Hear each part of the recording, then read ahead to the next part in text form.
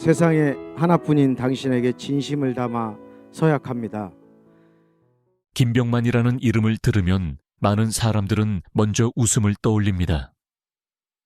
정글의 법칙에서 누구보다 먼저 불을 피우고 나무를 깎아 집을 만들고 맨손으로 생존을 해내던 그 남자. 무대 위에서는 늘 유쾌했고 방송에서는 언제나 강인해 보였던 한 남자였습니다. 그런데 바로 그 김병만의 인생 뒤에는 수년 동안 이어진 충격적인 이야기들이 숨어 있다는 사실을 알고 계셨습니까? 2011년, 그는 대한민국에서 가장 유명한 코미디언 중 한 명이었을 때 결혼을 발표했습니다. 그 결혼은 처음부터 사람들을 놀라게 했습니다. 그의 아내는 그보다 7살 연상이었고 이미 2번의 결혼을 경험한 이혼녀였으며 초등학생 딸까지 있는 상태였습니다. 그럼에도 김병만은 그 아이를 자신의 친딸처럼 입양하며 가정을 꾸렸습니다. 하지만 그 결혼은 결국 행복한 이야기로 끝나지 않았습니다. 2019년 두 사람은 별거에 들어갔고 이후 이혼 소송은 무려 4년 동안 이어졌습니다. 그리고 2023년 대법원 판결로 마침내 이혼이 확정되었습니다. 그러나 진짜 충격적인 이야기는 그 이후부터 시작되었습니다. 이혼이 끝나기도 전에 전처는 김병만이 결혼 생활 동안 자신을 20차례 이상 폭행했다고 주장하며 고소장을 제출했습니다. 하지만 검찰은 결국 증거 부족과 공소시효 문제로 불기소 처분을 내렸습니다. 사건은 여기서 끝나지 않았습니다. 김병만이 입양해 키웠던 딸이 어느 날 갑자기 법원에 소송을 제기했습니다. 그것도 파양 판결이 내려지기 하루 전이었습니다. 그녀는 김병만에게 2명의 친자가 더 있을 가능성이 있다며 친생자 관계 확인 소송을 제기했습니다. 그리고 그 이후로 상속 문제를 직접 언급했습니다. 이 사건은 순식간에 언론과 대중의 관심을 폭발적으로 끌어올렸습니다. 실제로 김병만 측은 2 아이의 존재를 인정했습니다. 다만 그 아이들은 이미 결혼이 사실상 파탄난 이후에 태어났다고 설명했습니다. 그럼에도 불구하고 사람들은 여전히 궁금해합니다. 과연 2 아이는 언제 태어난 것일까요? 그리고 왜 입양딸은 파양 판결 바로 전날 소송을 제기했을까요? 이 모든 갈등의 중심에는 또 다른 이야기들이 있었습니다. 김병만의 통장에서 약 6억 7천만 원이 빠져나갔다는 주장, 생명보험이 20개나 있었다는 소문, 그리고 재산 분할을 둘러싼 수십억 원 규모의 분쟁까지. 실제로 법원은 이혼 과정에서 재산을 75대 25 비율로 분할하는 판결을 내렸습니다. 하지만 법적인 싸움은 거기서 끝나지 않았습니다. 파양 소송, 상속 문제, 보험 수익자 변경까지 여전히 해결되지 않은 문제들이 남아 있었습니다. 한때 정글에서 수많은 사람을 이끌던 리더였던 김병만. 하지만 그의 인생에서 가장 치열한 싸움은 방송이 아닌 법정에서 벌어지고 있었던 것입니다. 도대체 가난한 목수의 아들로 태어나 한국 최고의 코미디언이 되기까지 그의 인생에는 어떤 이야기들이 숨어 있었을까요? 그리고 왜 그의 결혼은 이렇게 복잡한 갈등과 논란으로 이어지게 된 것일까요? 지금부터 우리는 웃음 뒤에 숨겨진 김병만의 진짜 인생 이야기를 하나씩 따라가 보려고 합니다. 김병만의 인생 이야기를 이해하려면 먼저 그가 어디에서 시작했는지를 알아야 합니다. 지금은 대한민국에서 가장 유명한 코미디언 중 한 명으로 알려져 있지만 그의 출발점은 화려함과는 거리가 먼 곳이었습니다. 김병만은 전라북도의 한 시골 마을에서 태어났습니다. 그의 아버지는 평생을 나무와 함께 살아온 목수였고 가족의 형편은 늘 넉넉하지 못했습니다.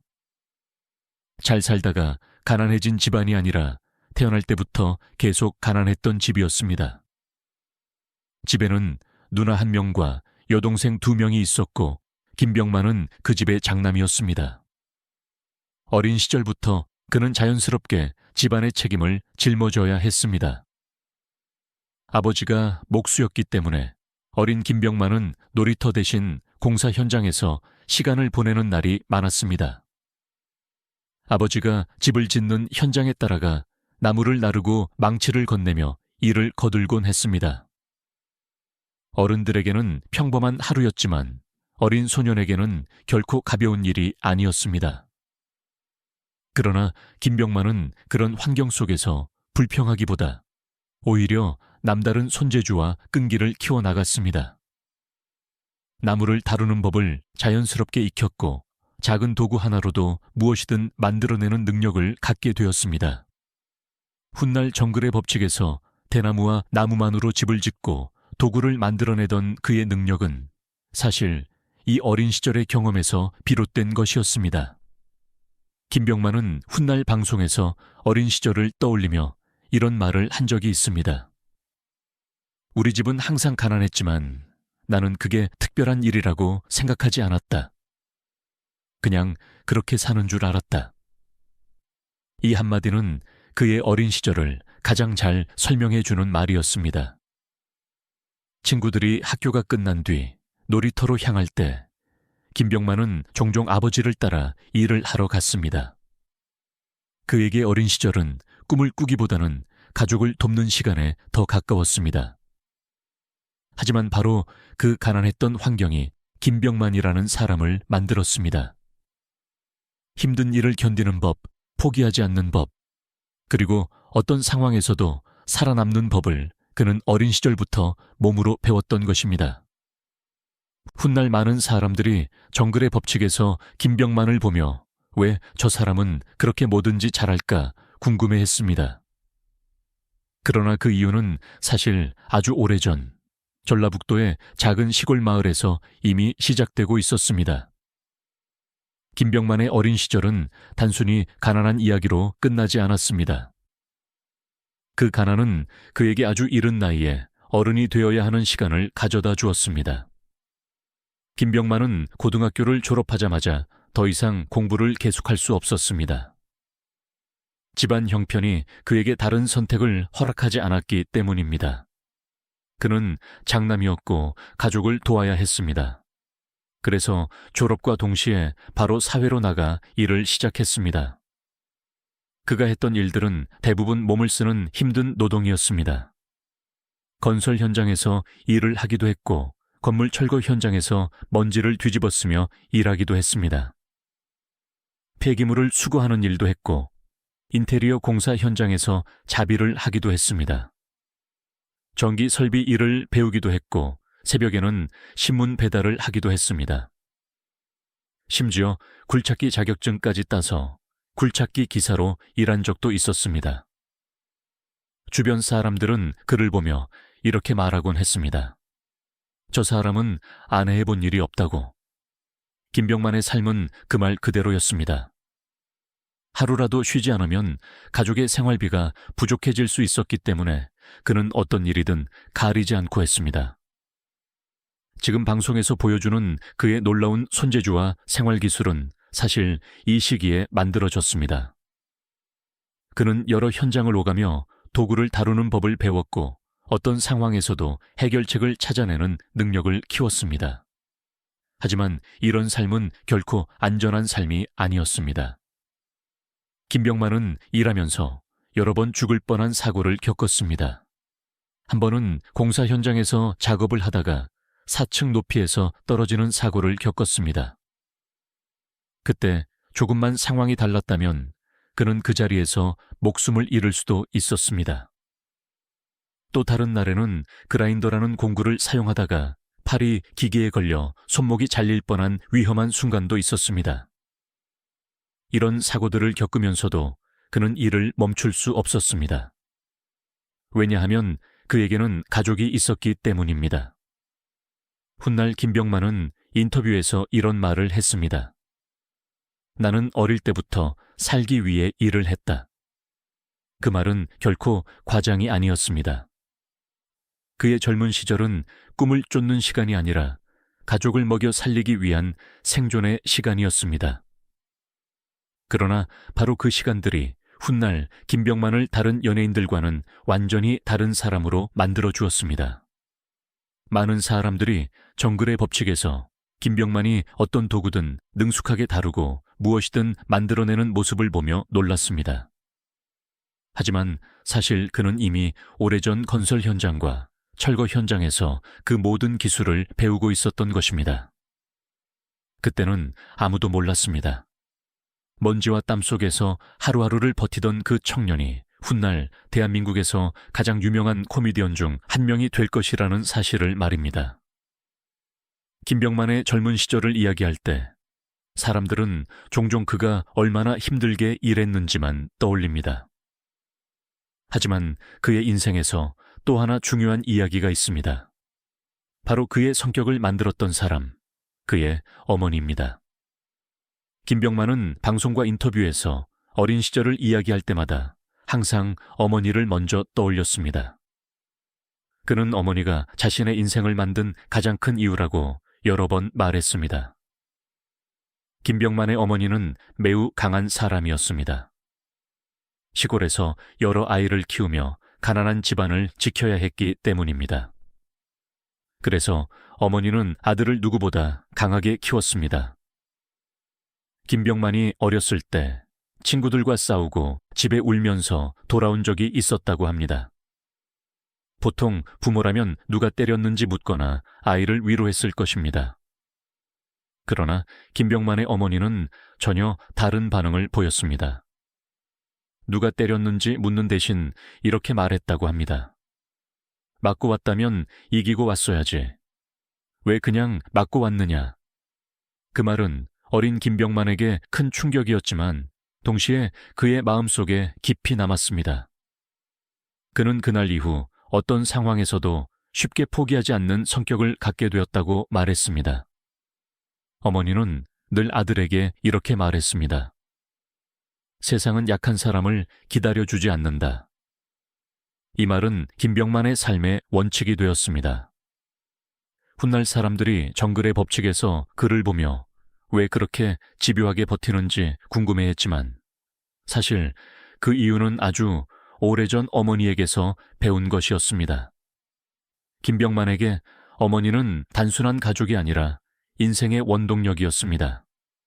그는 성공한 뒤에도 방송에서 어머니 이야기를 할 때면 늘 눈시울이 붉어지곤 했습니다. 그리고 2022년 그의 인생을 뒤흔드는 사건이 일어났습니다. 그의 어머니가 전라북도 부안군 변산면의 갯벌에서 조개를 채취하다가 밀물에 고립되는 사고를 당했고 결국 세상을 떠났습니다. 이 소식은 김병만에게 큰 충격이었습니다. 그는 이후 방송에서 이렇게 말했습니다. 나는 평생 엄마를 위해 살았다. 가난을 없애주고 싶어서 이를 악물고 달렸다. 그런데 엄마를 지켜주지 못했다. 그는 또 이런 말도 했습니다. 정글에서 많은 사람을 살렸는데 정작 우리 엄마는 살리지 못했다. 그 말을 하며 그는 눈물을 흘렸습니다. 그만큼 어머니는 그의 삶에서 가장 큰 존재였습니다. 어쩌면 김병만이 평생 강하게 살 수 있었던 이유도 바로 그 어머니 때문이었을 것입니다. 그러나 인생에서 가장 큰 힘이었던 그 사람이 사라지면서 김병만의 삶은 또 다른 방향으로 흘러가기 시작했습니다.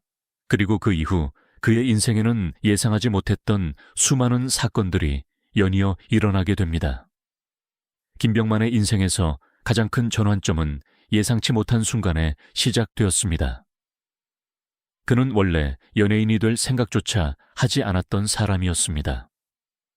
하루하루 일을 하며 가족의 생활비를 벌어야 했던 그에게 꿈이라는 것은 사치처럼 느껴졌기 때문입니다. 하지만 어느 날 그의 인생을 완전히 바꿔놓는 일이 벌어졌습니다. 함께 일하던 친구 한 명이 어느 날 갑자기 서울로 올라가겠다고 말했습니다. 이유는 단 하나였습니다. 개그맨이 되겠다는 것이었습니다. 당시 김병만은 그 말을 듣고 처음에는 웃어 넘겼다고 합니다. 그런데 얼마 지나지 않아 그 친구가 실제로 TV 프로그램에 등장하는 모습을 보게 되었습니다. 그 순간 김병만의 마음속에 처음으로 새로운 생각이 떠올랐습니다. 나도 한번 해볼 수 있지 않을까. 그 생각은 그의 인생에서 처음으로 생긴 꿈이었습니다. 결국 그는 큰 결심을 하게 됩니다. 안정적이진 않지만 그래도 생활비를 벌 수 있던 일을 그만두고 서울로 올라가기로 한 것입니다. 1996년 그는 아무런 연줄도 돈도 없이 서울로 올라왔습니다. 그러나 서울에서의 현실은 그가 생각했던 것보다 훨씬 더 냉혹했습니다. 먹고 살기 위해 그는 여전히 여러 일을 해야 했습니다. 낮에는 건설 현장에서 일하고 밤에는 연극 무대에서 작은 역할을 맡으며 경험을 쌓았습니다. 그는 연극 무대에서 연기를 배우며 동시에 개그맨 시험에도 계속 도전했습니다. 하지만 결과는 쉽지 않았습니다. 김병만은 무려 7년에서 8년 동안 개그맨 공채 시험에 계속 떨어졌습니다. 한두 번의 실패가 아니라 거의 매년 떨어졌습니다. 주변 사람들은 점점 그를 말리기 시작했습니다. 이제 포기하는 게 낫지 않겠느냐는 말도 들었습니다. 하지만 김병만은 포기하지 않았습니다. 이미 너무 많은 시간을 투자했기 때문이기도 했고 무엇보다 그는 처음으로 생긴 꿈을 쉽게 버리고 싶지 않았습니다. 그러나 반복되는 실패는 그에게 큰 상처를 남겼습니다. 시험장에서 계속 떨어지면서 그는 점점 자신감을 잃기 시작했고 결국 무대 공포증까지 생기게 되었습니다. 사람들 앞에 서면 심장이 미친 듯이 뛰고 말이 잘 나오지 않는 증상이 생긴 것입니다. 아이러니하게도 개그맨이 되기 위해 노력하던 사람이 무대를 두려워하게 된 것이었습니다. 그럼에도 그는 계속 시험을 보았습니다. 그리고 그 긴 시간 동안 아무도 예상하지 못했던 일이 결국 일어나게 됩니다. 수년 동안 계속된 실패는 김병만을 점점 더 벼랑 끝으로 몰아넣었습니다. 1996년 서울로 올라온 이후 그는 거의 매년 개그맨 공채 시험에 도전했지만 결과는 늘 같았습니다. 불합격. 한두 번의 실패라면 누구나 다시 도전할 수 있었겠지만 김병만에게는 그것이 7년이 넘는 시간 동안 반복되었습니다. 시험장에서 떨어지고 돌아오는 길은 늘 길고 조용했습니다. 주변 사람들도 점점 그를 이해하지 못하기 시작했습니다. 왜 그렇게까지 고집하느냐는 말도 들었습니다. 차라리 안정적인 일을 하는 것이 낫지 않겠느냐는 충고도 많았습니다. 그러나 김병만에게는 이미 돌아갈 길이 없었습니다. 그는 자신의 인생에서 처음으로 생긴 꿈을 쉽게 포기할 수 없었습니다. 하지만 그 긴 시간 동안 쌓인 좌절은 결국 그의 마음을 무너뜨리고 말았습니다. 어느 날 그는 한강 다리 위에 서 있었다고 합니다. 서울의 밤은 조용했고 다리 아래에는 어둡게 흐르는 강물이 보였습니다. 그는 난간에 서서 한참 동안 물을 내려다보았습니다. 지금까지의 실패가 머릿속을 스쳐 지나갔습니다. 몇 년 동안 이어진 시험 낙방, 돈이 없어 힘들었던 서울 생활, 그리고 점점 작아지는 자신감까지 모든 것이 한꺼번에 밀려왔습니다. 그 순간 그는 잠시 극단적인 생각을 했다고 합니다. 모든 것을 여기서 끝내면 어떨까 하는 생각이었습니다. 하지만 바로 그때 그는 두려움을 느꼈습니다. 그리고 그 두려움이 오히려 그를 다시 현실로 끌어냈습니다. 김병만은 결국 다리 난간에서 내려왔습니다. 그는 훗날 이 일을 떠올리며 이렇게 말했습니다. 그때 죽을 용기가 없어서 살게 되었다고. 하지만 바로 그 순간이 그의 인생에서 또 다른 시작이 되었습니다. 그는 다시 마음을 다잡았습니다. 이미 여기까지 온 이상 마지막까지 해보자는 생각이었습니다. 이후 그는 이전보다 더 집요하게 시험을 준비했습니다. 낮에는 여전히 일을 하며 생활비를 벌었고 밤에는 무대에 서서 연습을 계속했습니다. 실패가 두렵지 않은 것은 아니었지만 이제 그는 한 가지를 깨달았습니다. 포기하면 정말 모든 것이 끝난다는 사실이었습니다. 그래서 그는 다시 한번 개그맨 공채 시험장으로 향했습니다. 그리고 마침내 오랜 기다림 끝에 그의 인생을 완전히 바꾸는 순간이 다가오고 있었습니다. 오랜 시간의 실패 끝에 김병만에게도 마침내 기회가 찾아왔습니다. 2002년 그는 KBS 개그맨 공채 시험에 다시 도전했습니다. 그때까지 그는 이미 수없이 많은 낙방을 경험한 상태였고 주변 사람들조차 이번이 마지막이 될 것이라고 생각했습니다. 그러나 그는 결국 KBS 공채 17기 개그맨으로 합격하게 됩니다. 서울로 올라온 지 무려 6년이 넘는 시간이 흐른 뒤에야 처음으로 얻은 결과였습니다. 하지만 합격이 곧바로 성공을 의미하는 것은 아니었습니다. 오히려 진짜 어려움은 그때부터 시작되었습니다. 수년 동안 시험에 떨어지며 쌓인 트라우마 때문에 김병만은 여전히 무대에 서는 것이 두려웠습니다. 사람들 앞에 서면 심장이 빠르게 뛰고 머릿속이 하얘지는 무대 공포증이 남아있었기 때문입니다.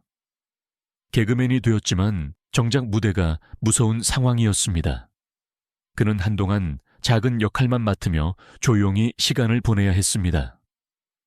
그러던 중 2007년 그의 인생을 바꾸는 코너가 등장합니다.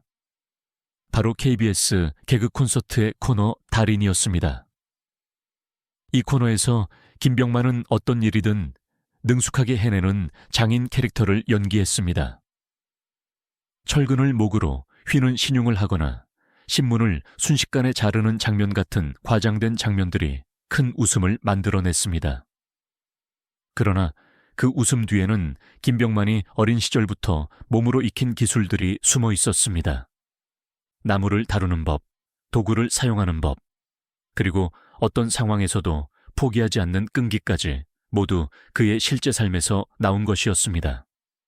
달인 코너는 빠르게 인기를 얻었고 무려 4년 동안 이어지는 장수 코너가 되었습니다. 이 코너를 통해 김병만은 전국적으로 이름을 알리기 시작했습니다. 그리고 이후 그는 예능 프로그램으로 활동 영역을 넓혔습니다. 특히 정글의 법칙이라는 프로그램에서 그의 진가가 드러났습니다. 다른 연예인들이 낯선 환경에 당황할 때 김병만은 직접 나무를 자르고 집을 짓고 도구를 만들어냈습니다. 어린 시절 목수였던 아버지를 따라 공사 현장에서 배웠던 기술들이 그곳에서 그대로 빛을 발한 것입니다. 많은 시청자들은 그 모습을 보며 왜 김병만은 무엇이든 그렇게 잘할까 궁금해했습니다.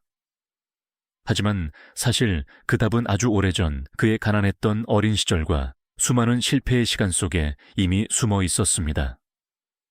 2002년 KBS 공채 17기 개그맨으로 합격한 뒤 김병만의 인생은 조금씩 달라지기 시작했습니다. 그러나 많은 사람들이 생각하는 것처럼 합격이 곧바로 화려한 성공으로 이어진 것은 아니었습니다. 방송국에 들어간 뒤에도 그는 오랜 시간 동안 무명의 시간을 보내야 했습니다. 이미 수많은 재능 있는 코미디언들이 활동하고 있었고 신인에게 주어지는 기회는 많지 않았기 때문입니다. 김병만은 처음에는 작은 코너에서 단역처럼 등장하거나 몇 마디 대사를 하는 정도의 역할을 맡았습니다. 화면에 나오는 시간도 짧았고 관객들이 그의 이름을 기억하기도 쉽지 않았습니다. 하지만 그는 조급해하지 않았습니다. 어린 시절부터 배워온 끈기가 그를 버티게 했습니다. 방송이 끝난 뒤에도 그는 동료들과 함께 연습실에 남아 아이디어를 고민하고 새로운 개그를 만들어 보려고 노력했습니다.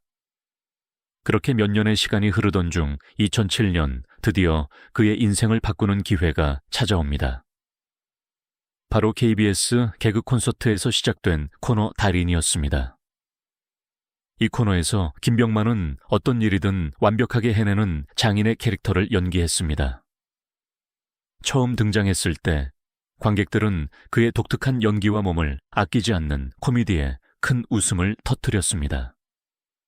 특히 철근을 목으로 구부리는 장면이나 종이를 순식간에 자르는 장면 같은 과장된 퍼포먼스는 시청자들에게 강한 인상을 남겼습니다. 그러나 이 캐릭터는 단순한 설정이 아니었습니다. 김병만이 어린 시절부터 건설 현장에서 배우며 몸에 익힌 기술들이 코미디로 표현된 것이었습니다. 바로 그 점이 다른 코미디언들과 차별화된 매력이 되었습니다. 달인 코너는 방송에 나갈 때마다 큰 반응을 얻었고 점점 인기가 커졌습니다. 결국 이 코너는 무려 4년 동안 이어지는 장수 코너가 되었고 김병만은 전국적으로 이름을 알리게 됩니다. 오랜 시간 무명으로 지냈던 그는 이 코너 하나로 대한민국 대표 코미디언 중 한 명으로 떠오르게 되었습니다. 그리고 그 순간부터 김병만의 인생은 완전히 새로운 방향으로 움직이기 시작했습니다. 달인 코너로 이름을 알리기 시작한 이후 김병만의 활동 영역은 점점 더 넓어지기 시작했습니다. 개그 콘서트에서의 성공은 그를 단순한 코미디언이 아니라 다양한 예능 프로그램에서 활약할 수 있는 인물로 만들어 주었습니다. 그 중에서도 그의 이미지를 완전히 바꿔놓은 프로그램이 바로 정글의 법칙이었습니다. 이 프로그램은 연예인들이 낯선 자연 환경 속에서 직접 생존하며 생활하는 리얼리티 예능이었습니다. 대부분의 출연자들에게 정글은 두려움과 혼란의 공간이었습니다. 하지만 김병만에게 정글은 오히려 자신의 능력을 보여줄 수 있는 무대가 되었습니다. 그는 정글에 도착하자마자 주변의 나무와 대나무를 살피고 곧바로 집을 지을 방법을 생각하기 시작했습니다. 다른 출연자들이 어디서 잠을 자야 할지 고민할 때 그는 이미 나무를 자르고 기둥을 세우고 있었습니다. 날카로운 칼 하나와 몇 개의 도구만 있으면 그는 순식간에 대나무를 엮어 지붕을 만들고 비를 피할 수 있는 집을 완성했습니다. 물고기를 잡거나 불을 피우는 일도 누구보다 능숙했습니다. 이런 모습은 시청자들에게 큰 충격이었습니다. 많은 사람들이 방송을 보며 이렇게 말했습니다. 저 사람은 도대체 못하는 게 무엇이냐고. 실제로 김병만은 어릴 때부터 여러 가지 기술을 익혀왔습니다. 목수였던 아버지를 따라 공사 현장에서 나무를 다루는 법을 배웠고 젊은 시절에는 건설 현장과 철거 현장에서 수많은 도구를 다뤄보았습니다. 그 경험들이 정글이라는 극한 환경에서 그대로 빛을 발한 것입니다. 그래서 사람들은 그를 정글의 족장이라고 부르기 시작했습니다. 그는 프로그램에서 항상 가장 먼저 위험한 일을 맡았고 다른 출연자들을 도와 함께 살아남는 방법을 찾았습니다. 정글의 법칙은 수년 동안 큰 인기를 얻었고 김병만은 그 프로그램의 상징적인 인물이 되었습니다. 한때 서울에서 생계를 위해 여러 일을 해야 했던 청년이 이제는 정글에서 수많은 사람들을 이끄는 리더가 된 것입니다. 그러나 바로 그 성공의 시기에 그의 인생에서는 또 다른 중요한 변화가 조용히 시작되고 있었습니다. 정글의 법칙을 통해 김병만은 단순한 코미디언을 넘어 특별한 존재가 되었습니다. 많은 시청자들은 그를 보며 이렇게 말했습니다. 저 사람은 정말 무엇이든 할 수 있는 사람 같다고. 실제로 김병만의 능력은 단순한 방송용 캐릭터가 아니었습니다. 그는 어릴 때부터 몸을 쓰는 일을 하며 자연스럽게 다양한 기술을 익혀왔습니다. 그래서 다른 연예인들이 낯설어하는 환경에서도 그는 침착하게 문제를 해결할 수 있었습니다. 예를 들어 정글에서 집을 지어야 할 때 그는 먼저 땅의 경사를 확인하고 비가 올 때 물이 흐르는 방향까지 계산했습니다. 그리고 대나무와 나무를 이용해 기둥을 세우고 지붕을 만들어 사람들을 비와 바람으로부터 보호했습니다. 불을 피울 때도 그는 마른 나무와 잎을 찾아 작은 불씨부터 천천히 키워나갔습니다. 이런 모습은 단순한 예능 장면이 아니라 실제 생존 기술에 가까웠습니다. 그래서 많은 출연자들이 정글에서 가장 먼저 김병만을 찾곤 했습니다. 그가 있으면 어떤 상황에서도 살아남을 수 있다는 믿음이 있었기 때문입니다. 그러나 그의 성공이 커질수록 또 다른 이야기들도 조금씩 등장하기 시작했습니다. 일부 방송과 인터넷에서는 김병만이 후배들에게 군기를 잡는 선배라는 이야기가 퍼지기도 했습니다. 몇몇 연예인들이 방송에서 농담처럼 말했던 이야기가 인터넷에서 크게 확대되면서 논란이 되기도 했습니다. 특히 그가 너무 엄격하게 후배들을 대한다는 식의 영상과 댓글이 퍼지면서 오해가 커졌습니다. 결국 김병만은 이런 악성 댓글과 허위 사실에 대해 법적 대응을 하기도 했습니다. 그는 선처 없이 고소하겠다는 입장을 밝히기도 했습니다. 하지만 동시에 그의 인간적인 면을 보여주는 이야기들도 있었습니다. 정글의 법칙에 함께 출연했던 많은 후배들은 김병만이 누구보다 먼저 위험한 일을 맡고 후배들을 챙기는 선배였다고 말했습니다. 실제로 그의 부모가 세상을 떠났을 때도 많은 후배 연예인들이 장례식장을 찾아와 슬픔을 함께 나눴습니다. 그것은 그가 단순히 엄격한 선배가 아니라 정이 많은 사람이었다는 것을 보여주는 장면이었습니다. 그렇게 김병만은 코미디언, 생존 전문가, 그리고 예능 리더라는 여러 가지 이미지를 동시에 가진 인물이 되었습니다. 그러나 바로 그 시기 그의 개인적인 삶에서는 또 하나의 큰 선택이 조용히 이루어지고 있었습니다. 그 선택은 훗날 그의 인생에서 가장 큰 논란의 시작이 될 것이었습니다. 2000년대 후반이 되자 김병만은 이미 대한민국에서 가장 인기 있는 코미디언 중 한 명이 되어 있었습니다. 개그 콘서트의 달인 코너로 전국적인 인기를 얻었고 정글의 법칙을 통해서는 누구도 흉내낼 수 없는 독특한 이미지를 만들었습니다. 방송에서는 언제나 강인하고 유쾌한 모습이었지만 그의 개인적인 삶에서는 또 하나의 중요한 변화가 다가오고 있었습니다. 바로 결혼이었습니다. 2011년 김병만은 결혼 소식을 발표하며 많은 사람들을 놀라게 했습니다. 당시 그는 이미 정상급 코미디언으로 자리 잡은 상태였고 그의 결혼은 자연스럽게 큰 관심을 받았습니다. 그러나 사람들을 더 놀라게 한 것은 결혼 상대였습니다. 그의 아내는 김병만보다 무려 7살 연상이었습니다. 더 놀라운 사실은 그녀가 이미 2번의 결혼을 경험한 이혼녀였다는 점이었습니다. 그리고 그녀에게는 초등학교에 다니는 어린 딸도 있었습니다. 즉, 김병만은 결혼과 동시에 한 아이의 아버지가 되는 상황이었습니다. 이 소식이 알려지자 많은 사람들이 놀랐습니다. 일부 팬들은 그의 선택을 이해하지 못하기도 했습니다. 당시 연예계에서는 젊고 인기 있는 남자 연예인이 나이가 많은 이혼녀와 결혼하는 일이 흔하지 않았기 때문입니다. 특히 이미 아이까지 있는 상황이었기 때문에 더 큰 화제가 되었습니다. 실제로 김병만의 가족들도 처음에는 이 결혼을 걱정했다고 전해집니다. 그러나 김병만은 주변의 우려에도 불구하고 결혼을 선택했습니다. 그는 한 인터뷰에서 아내를 매우 지혜로운 사람이라고 소개하며 평강공주 같은 여성이라고 표현하기도 했습니다. 두 사람의 만남은 처음에는 팬과 연예인의 관계로 시작되었다고 알려져 있습니다. 이후 서로에 대한 호감을 느끼며 가까워졌고 결국 결혼까지 이어지게 되었습니다. 결혼 후 김병만은 아내의 딸을 자신의 친양자로 입양했습니다. 법적으로도 자신의 딸이 되도록 가족관계 등록부에 이름을 올린 것입니다. 이 결정은 당시 많은 사람들에게 감동적인 이야기로 전해졌습니다. 자신의 친자식이 아님에도 불구하고 아이를 책임지겠다는 선택이었기 때문입니다.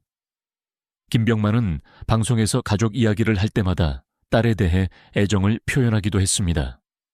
그는 딸이 집에서 가장 큰 존재라고 농담처럼 말하기도 했고 자신은 집에서 막내 아들 같은 위치라고 이야기하기도 했습니다. 그 말 속에는 가족을 향한 따뜻한 애정이 담겨 있는 것처럼 보였습니다. 그러나 그때는 아무도 몰랐습니다. 이 결혼이 훗날 수년 동안 이어질 복잡한 갈등과 법적 분쟁의 시작이 될 것이라는 사실을 말입니다. 결혼 직후 김병만의 가정은 겉으로 보기에는 안정되고 평온해 보였습니다. 그는 방송에서 종종 가족 이야기를 하며 웃음을 주기도 했습니다. 특히 아내와 딸에 대한 이야기를 할 때는 마치 평범한 가장처럼 보였습니다. 그는 한 방송에서 이런 말을 하기도 했습니다. 우리 집에서는 딸이 제일 크고 나는 막내 아들 같은 존재다. 그 말에 출연자들은 웃었고 시청자들도 따뜻한 가족 이야기라고 생각했습니다.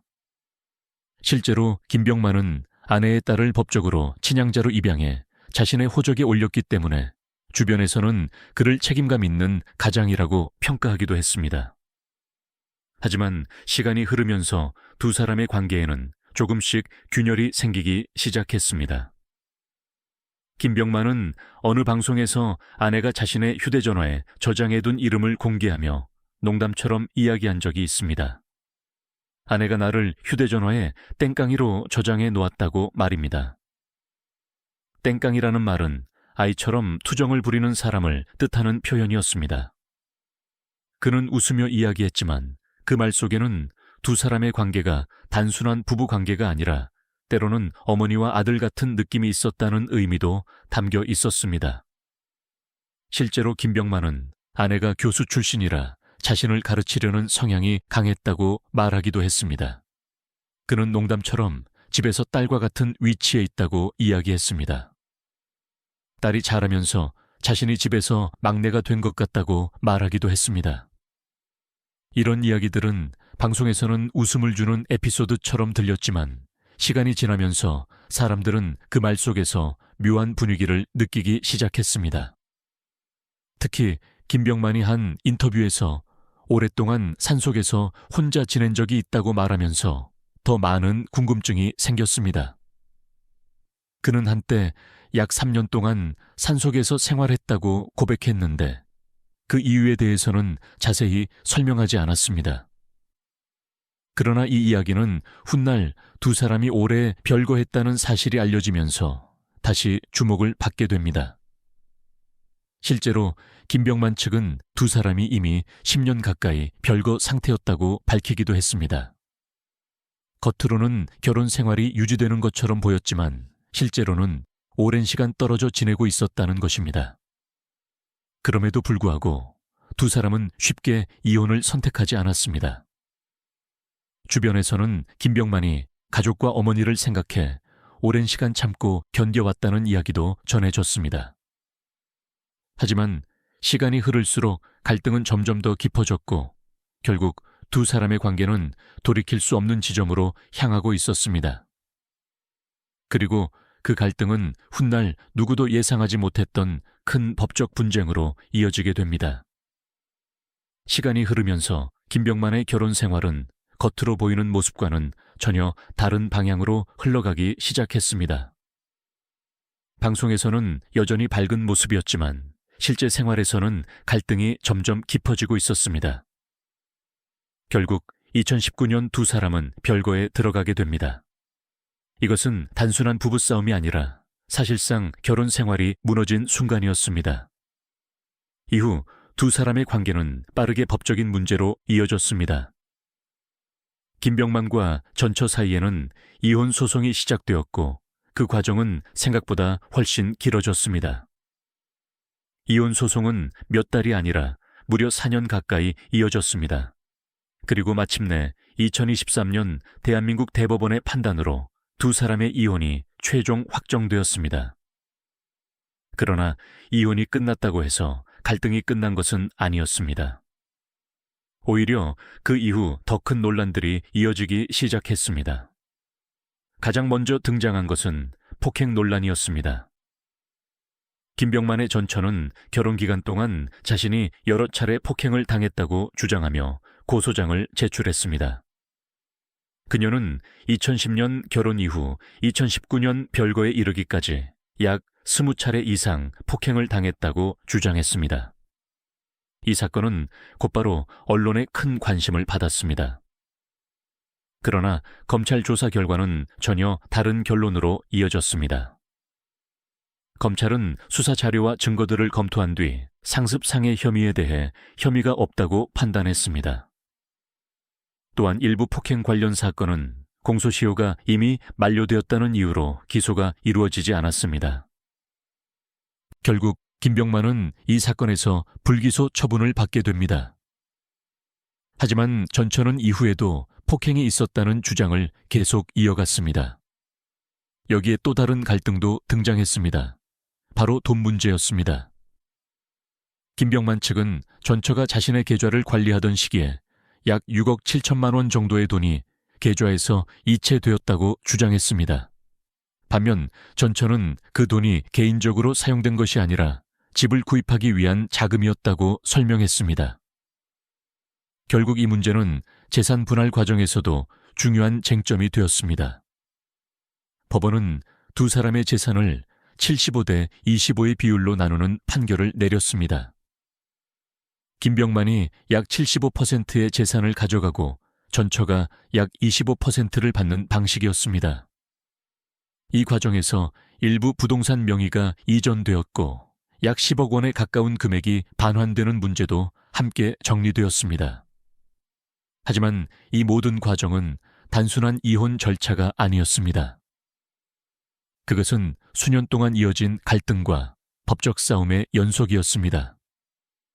그리고 사람들은 이 사건을 보며 한 가지 질문을 던지기 시작했습니다. 과연 이 결혼의 진짜 이야기는 무엇이었을까요? 그리고 그 질문의 답은 아직 완전히 드러나지 않았습니다. 오히려 그 이후 김병만의 인생에서는 또 다른 충격적인 사건들이 하나씩 나타나기 시작했습니다.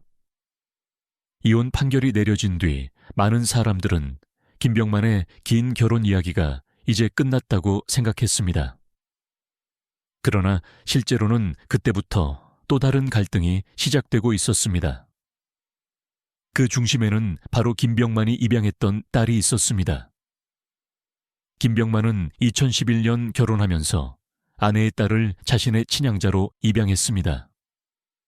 단순히 함께 사는 것이 아니라 법적으로도 자신의 딸로 등록한 것이었습니다.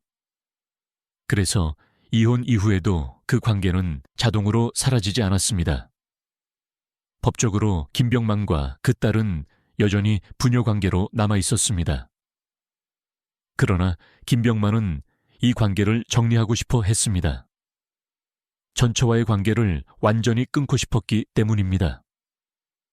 그래서 그는 법원에 파양 소송을 제기했습니다. 쉽게 말해 입양 관계를 법적으로 해제해달라는 요청이었습니다. 하지만 이 과정은 생각보다 훨씬 어려웠습니다. 한국의 법에서는 친양자 관계를 끊는 것이 매우 까다롭기 때문입니다. 실제로 김병만은 파양 소송을 3번이나 제기해야 했습니다. 그중 2번은 법원에서 기각되었습니다. 법원은 친양자 관계를 유지하는 것이 더 적절하다고 판단했습니다. 이 상황에서 또 하나의 예상치 못한 사건이 벌어졌습니다. 바로 입양딸이 김병만을 상대로 직접 소송을 제기한 것입니다. 그것도 파양 판결이 내려지기 바로 하루 전이었습니다. 이 사건은 곧바로 언론에 크게 보도되며 많은 사람들을 놀라게 했습니다. 입양딸이 제기한 소송은 친생자 관계 확인 소송이었습니다. 그녀는 김병만에게 다른 친자식이 있을 가능성이 있다며 그 사실을 법적으로 확인해야 한다고 주장했습니다. 특히 그녀는 소장에서 상속 문제를 직접 언급했습니다. 만약 김병만에게 다른 친자식이 있다면 자신과 그 아이들 사이에 상속과 관련된 이해관계가 생긴다는 것이었습니다. 이 사건은 곧바로 새로운 논란으로 번졌습니다. 많은 사람들은 왜 하필 파양 판결 직전에 이런 소송이 제기되었는지 궁금해했습니다. 실제로 사건의 시점도 매우 민감했습니다. 당시 법원에서는 파양 소송 결과가 발표될 예정이었고 바로 그 하루 전에 새로운 소송이 접수된 것이었습니다. 김병만 측은 이 소송이 매우 갑작스럽게 이루어졌다고 주장했습니다. 그들은 소장이 접수된 사실조차 언론 보도를 통해 알게 되었다고 말했습니다. 이 사건은 단순한 가족 갈등을 넘어 복잡한 법적 문제로 확대되기 시작했습니다. 그리고 그 중심에는 또 다른 충격적인 사실이 등장하게 됩니다. 바로 김병만에게 2명의 친자식이 있다는 이야기였습니다. 입양딸이 제기한 소송이 언론에 알려지자 사람들의 관심은 곧바로 한 가지 질문으로 모였습니다. 정말 김병만에게 다른 친자식이 있는 것일까? 그리고 얼마 지나지 않아 이 질문에 대한 새로운 이야기가 등장하기 시작했습니다. 일부 언론과 방송에서는 김병만에게 2명의 혼외자가 있다는 주장이 제기되었습니다. 이 소식은 곧바로 큰 화제가 되었습니다. 왜냐하면 그동안 김병만의 가족 이야기는 대부분 입양딸에 관한 이야기로 알려져 있었기 때문입니다. 그런데 갑자기 2명의 친자식 이야기가 등장하자 많은 사람들이 놀라움을 감추지 못했습니다. 보도에 따르면 이 2 아이는 김병만이 현재 결혼하지 않은 여성과의 관계에서 태어난 것으로 알려졌습니다. 특히 이 아이들의 나이는 아직 어린 것으로 전해졌습니다. 일부 기사에서는 2 아이가 모두 미성년자이며 현재 김병만이 직접 양육하고 있다는 내용도 등장했습니다. 하지만 이 문제는 매우 민감한 사안이었기 때문에 김병만 측은 구체적인 개인 정보를 공개하지 않았습니다. 다만 한 가지 분명한 사실은 김병만이 현재 2 아이를 돌보며 함께 생활하고 있다는 점이었습니다. 실제로 일부 방송과 인터뷰에서는 그가 지금 2 아이를 키우고 있다는 사실이 언급되기도 했습니다. 이 사실이 알려지면서 사람들은 또 다른 궁금증을 가지기 시작했습니다. 그렇다면 입양딸이 제기한 소송은 결국 상속 문제와 관련이 있는 것이 아닐까 하는 의문이었습니다. 법적으로 친양자로 등록되어 있는 경우에는 친자식과 동일한 상속권이 인정되기 때문입니다. 만약 김병만에게 친자식이 존재한다면 그 상속 구조는 훨씬 복잡해질 수 있습니다. 실제로 입양딸의 소장에서도 상속과 관련된 이해관계가 언급되었다는 점이 알려지면서 이 사건은 더욱 큰 관심을 받게 되었습니다. 일부 네티즌들은 입양딸이 파양 판결 직전에 소송을 제기한 이유도 바로 이 문제 때문이 아니냐는 추측을 내놓기도 했습니다. 하지만 사건의 진짜 의도에 대해서는 아직 명확하게 밝혀진 것은 없습니다. 그럼에도 불구하고 이 사건은 김병만의 개인적인 삶을 다시 한번 세상의 관심 속으로 끌어올렸습니다. 한때 정글의 족장이라는 별명으로 불리며 강인한 이미지를 보여주던 그에게 갑자기 복잡한 가족 이야기가 따라붙기 시작한 것입니다. 특히 입양딸과의 법적 갈등, 그리고 2명의 친자식 이야기까지 겹치면서 사람들은 김병만의 삶에 대해 이전과는 전혀 다른 시선으로 바라보기 시작했습니다. 그러나 또 한편으로는 그가 현재 2 아이를 직접 키우며 살아가고 있다는 사실에 주목하는 사람들도 많았습니다. 방송에서 보여주던 강인한 모습과 달리 그는 이제 2 아이의 아버지로서 또 다른 책임을 안고 살아가고 있는 것이었습니다. 그리고 바로 이 지점에서 많은 사람들이 다시 한번 생각하게 됩니다. 화려한 성공 뒤에 숨겨진 그의 인생은 과연 어떤 모습일까? 그리고 지금 이 순간 김병만은 어떤 삶을 살고 있을까? 그 질문의 답은 그의 현재 삶 속에서 조금씩 드러나고 있습니다. 입양딸과의 소송, 그리고 2명의 친자식 이야기가 동시에 알려지면서 김병만의 삶은 다시 한번 큰 관심의 중심에 서게 되었습니다. 그러나 많은 사람들이 궁금해했던 것은 단순히 논란의 사실 여부가 아니라 그 이후 그의 삶이 어떻게 달라졌는가 하는 점이었습니다. 실제로 최근 몇 년 동안 김병만의 생활은 과거와는 상당히 다른 모습으로 변해 있었습니다. 방송 활동도 이전보다 훨씬 줄어들었고 그는 비교적 조용한 생활을 이어가고 있는 것으로 알려졌습니다. 특히 그의 삶에서 가장 큰 변화는 2 아이와 함께하는 생활이었습니다. 일부 보도에 따르면 김병만은 현재 2 아이를 직접 돌보며 아버지로서의 삶을 보내고 있다고 합니다. 과거에는 정글의 법칙 촬영 때문에 오랜 기간 해외의 밀림과 섬을 오가며 생활했지만 이제는 훨씬 안정된 생활을 선택했다는 이야기들도 전해지고 있습니다. 가까운 지인들에 따르면 김병만은 요즘 아이들과 보내는 시간을 무엇보다 중요하게 생각한다고 합니다. 그는 방송에서 늘 강한 이미지로 기억되지만 실제 생활에서는 아이들을 매우 세심하게 돌보는 아버지의 모습이라고 합니다. 아침에 아이들을 챙기고 학교와 생활을 관리하는 평범한 부모의 일상을 보내고 있다는 이야기도 전해졌습니다. 물론 그의 인생에서 방송이 완전히 사라진 것은 아닙니다. 그는 여전히 예능 프로그램과 방송 활동을 이어가고 있지만 과거처럼 무리한 스케줄을 잡지는 않는 것으로 알려졌습니다. 일부 관계자들은 그가 지금은 가족 중심의 삶을 더 중요하게 생각하고 있다고 전하기도 했습니다. 사실 김병만은 오랫동안 생존과 도전이라는 이미지로 살아온 사람이었습니다. 정글의 법칙에서 보여준 모습처럼 그는 늘 극한 환경 속에서도 포기하지 않는 인물로 기억되었습니다. 하지만 이제 그의 삶에서 가장 중요한 역할은 다른 모습으로 바뀌고 있는지도 모릅니다. 바로 두 아이의 아버지라는 역할입니다. 과거에는 수많은 출연자들을 이끌던 정글의 족장이었다면 지금은 두 아이의 삶을 책임지는 부모로 살아가고 있는 것입니다. 이 변화는 단순한 생활 방식의 변화가 아니라 그의 인생이 새로운 단계로 넘어가고 있다는 신호일지도 모릅니다. 물론 여전히 해결되지 않은 법적 문제와 논란들이 남아있는 것도 사실입니다. 입양딸과의 관계 문제 역시 완전히 정리되었다고 말하기는 어렵습니다. 그러나 분명한 것은 김병만의 인생이 지금도 계속 변화하고 있다는 사실입니다.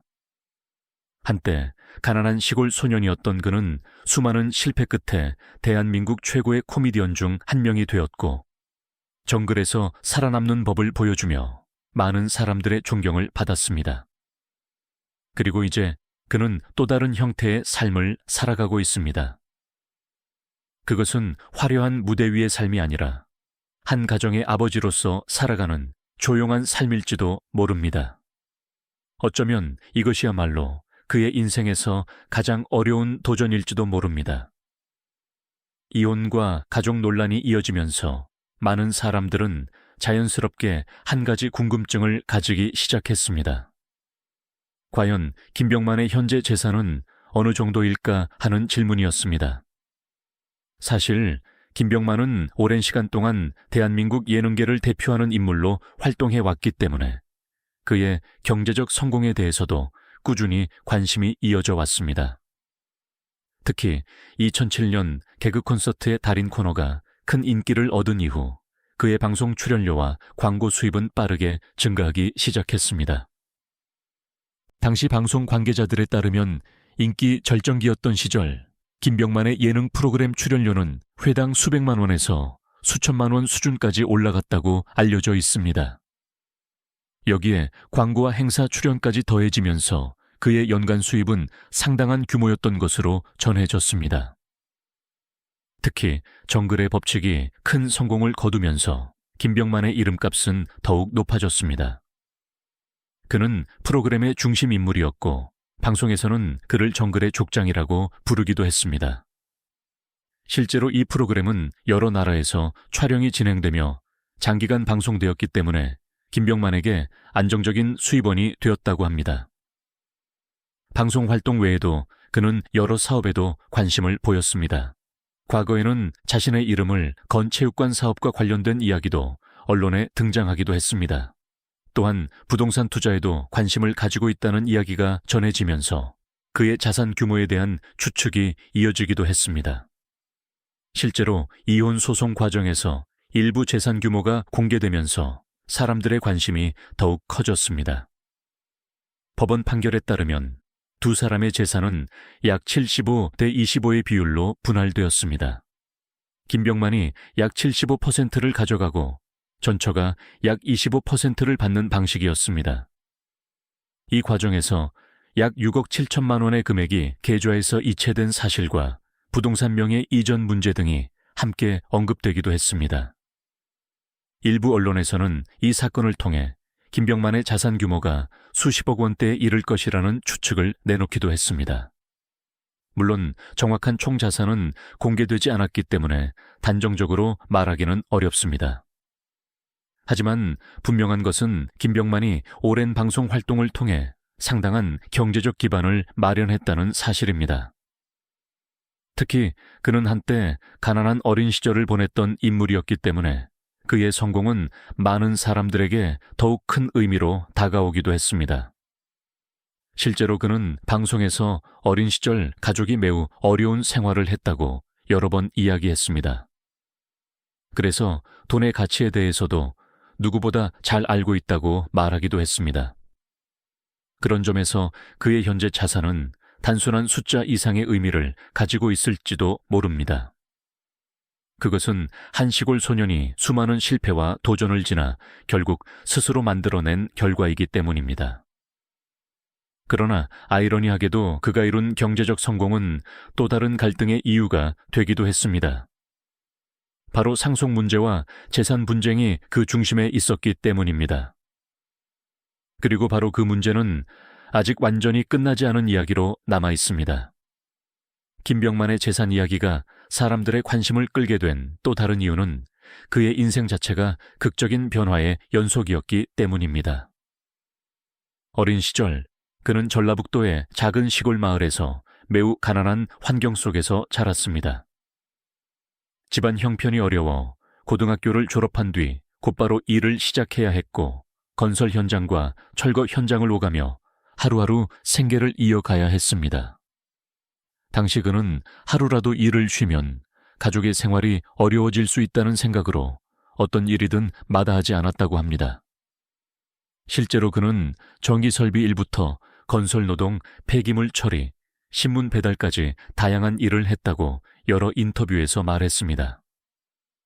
그런 삶을 살던 청년이 결국 서울로 올라와 7년이 넘는 실패 끝에 개그맨이 되었고 이후 대한민국에서 가장 유명한 코미디언 중 한 명이 되었습니다. 그래서 많은 사람들은 김병만의 재산을 단순히 연예인의 수입으로만 보지 않습니다.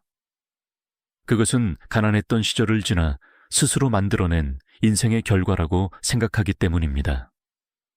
실제로 김병만은 방송에서 돈과 관련된 자신의 생각을 여러 번 이야기한 적이 있습니다.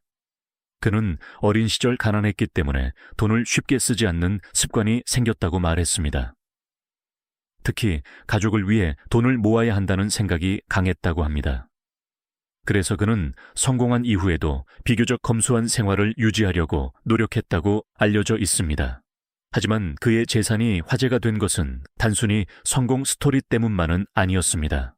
이혼 소송과 입양딸 문제, 그리고 상속 논란이 겹치면서 그의 자산 규모가 자연스럽게 다시 주목받게 되었기 때문입니다.